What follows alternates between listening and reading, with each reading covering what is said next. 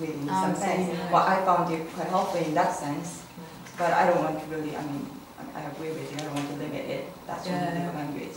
But I mean, there's another idea of we can read the gospel differently. Yeah, I think he was arguing definitely that you could only really take that Greek word parakletos in that sense, actually, which you then go back to the rest of the readings and you think, well, where's God coming to this? But interestingly, of course, advocate is there's a different understanding of advocate today. So you could begin to take that and turn it around completely, because advocacy is about speaking out for those who don't have a voice. So if you take that and you look at the Gospels as a whole, isn't that what Jesus is doing all the time?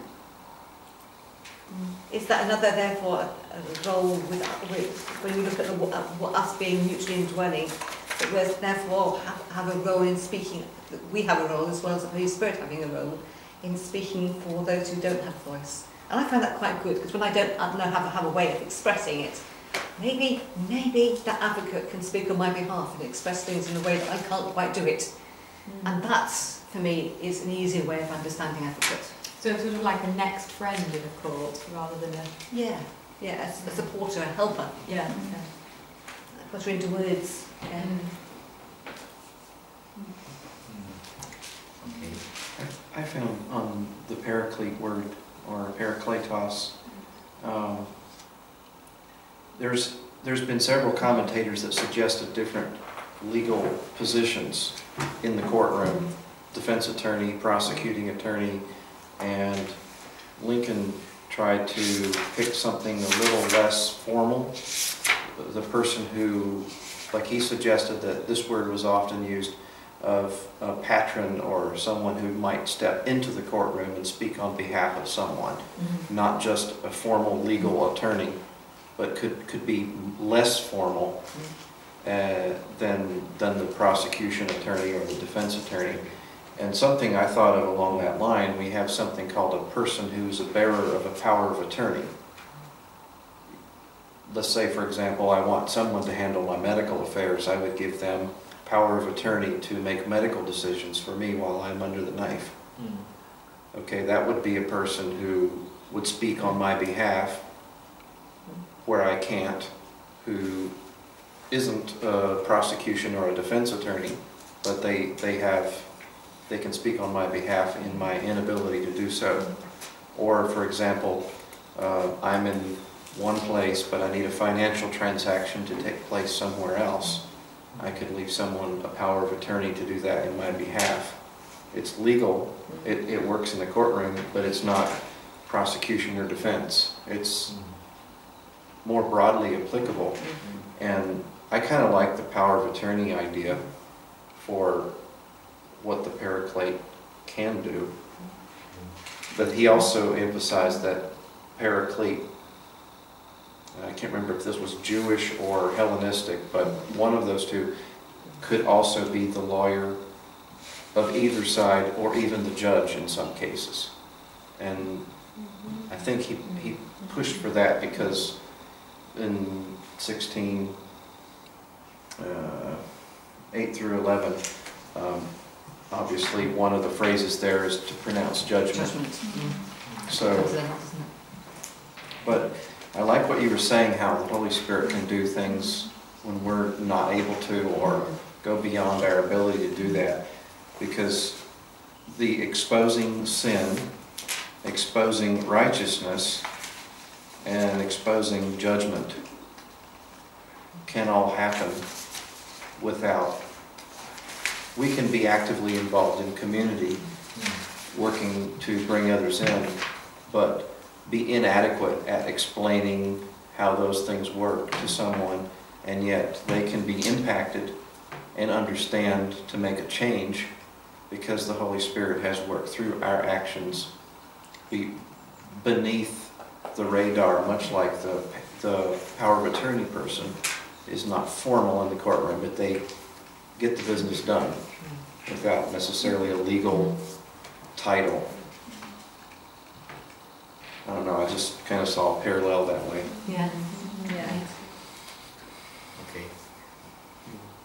In Chinese, it's even difficult to translate paraketer. And it carry well, basically they kind of form a new wordings, new phrase for new words, new word for wisdom. yeah, Always. which you can kind of interpret it as protect and grace. You know? Yeah, so kind of in line with the advocator, something like that. Yeah, but with grace, so really. Sister, you want to say something? Oh no, I. Then I would like to sign out this section. Paracletos saying in John, actually we have 5 sections. Jesus God say about Paracletos in 5 sections.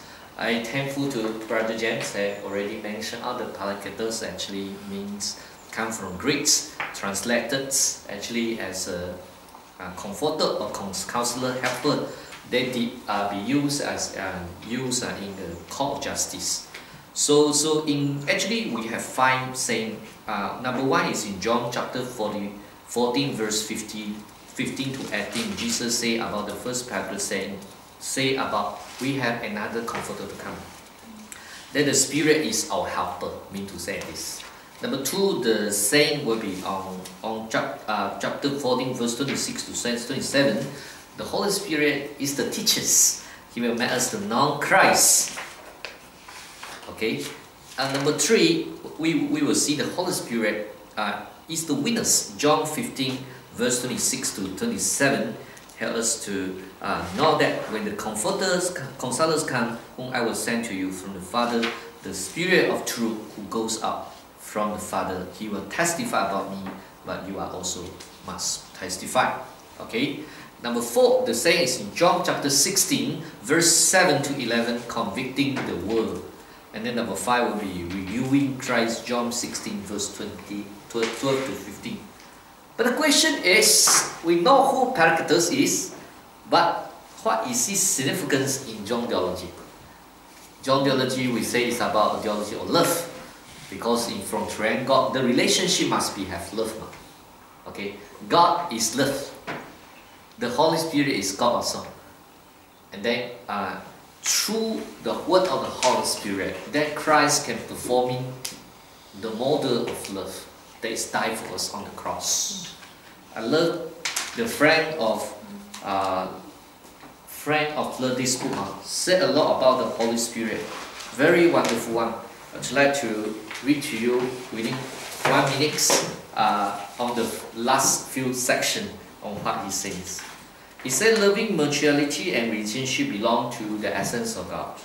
In recognizing this, theology made explicit what the heart has always known. Let God know be defined so much by holiness and sovereignty, in which loving relatedness is identical, but by the dance of Trinitarian life. And let us see Spirit as effecting relationship, connecting Son to Father, and us to God. Spirit is the ecstasy of divine life, the overabundance of joy that gives birth to the universe, and ever works to bring about a fullness of unity. This is the one I would like to read to you. Then now is the time for coffee. Thank you. Well done. Spot on.